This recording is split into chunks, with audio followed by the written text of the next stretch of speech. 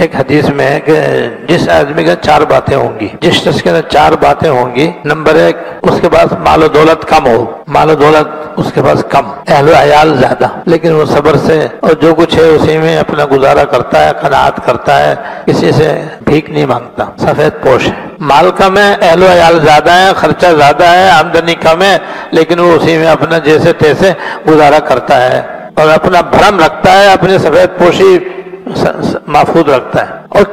خشوع خضوع سے نماز پڑھتا ہے، اور خشوع خضوع سے نماز پڑھتا ہے، اور کسی کی غیبت نہیں کرتا، کسی کی غیبت نہیں کرتا۔ ایسا آدمی زیادہ غیبتیں کرتا ہے، وہ غیبت سے بھی اپنے آپ کو بچاتا ہے۔ تو آپ نے فرمایا قیامت میں وہ میں اور وہ اس طرح 2 انگلیوں کے برابر، 2 انگلیوں کی طرح ساتھ ساتھ ہوں گے، جیسے 2 انگلیاں برابر برابر ہیں، کہتے ہیں وہ اور میں دونوں برابر ہوں گے، یعنی وہ میرے بالکل نزدیک ہوگا، جو حضور کے نزدیک ہوگا اس کا تو بیڑا پار ہے۔ اور ایک روایت میں ہے کہ آپ نے فرمایا کہ 2 عمل ایسے ہیں کہ جو میزان عمل میں سب سے زیادہ بھاری ہیں، اور آخرت میں آپ سب جانتے ہیں کہ اعمال کی تول ہوگی، گنتی نہیں ہوگی، تعداد نہیں دیکھی جائے گی کہ کس کی تعداد نیک اعمال کی زیادہ ہے کس کی کم ہے، بلکہ تول ہوگی۔ تول کے اندر کسی کی ایک ہی نیکی سارے گناہوں سے بھاری ہو جائے گی، بخشا جائے گا، کسی کا ایک گناہ اتنا بھاری ہوگا کہ لاکھوں کروڑوں نیکیوں پر بھی وہ بھاری ہوگا، اس کی پکڑ ہو جائے گی، تول ہوگی۔ تو سب سے زیادہ بھاری چیز میزان عمل میں 2 چیزیں ہیں، ایک خاموش رہنا،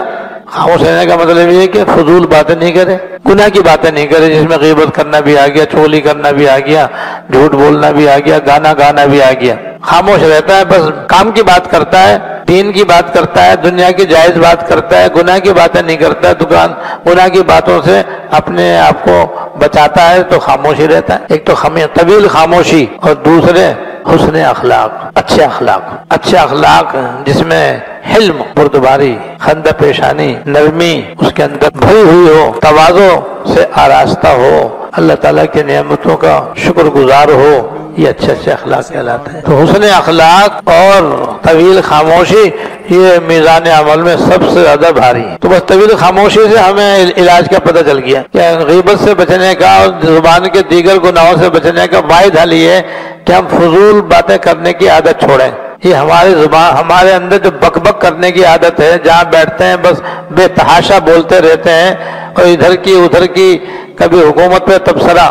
کبھی کسی جماعت پہ تبصرہ، کبھی کسی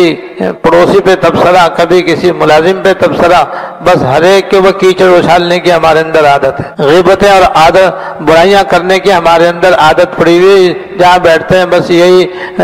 لے کے بیٹھ جاتے ہیں۔ تو اس سے اپنی زبان کی حفاظت کریں، خاموش رہیں بس۔ اور جو اردو کی کہاوت ہے وہ بہترین کہاوت ہے، اس کے مطابق عمل کریں گے۔ پہلے تولو پھر بولو، پہلے تولو پھر بولو، یعنی سوچ کر بولو، اس کا حاصل ہے سوچ کر بولو۔ اگر اچھی بات ہے تو بول لو، کسی غیبت ہے تو مت بولو، کسی پہ تہمت لگ رہی ہے تو مت بولو، جھوٹ ہے تو مت بولو، کوئی بری بات ہے تو مت بولو،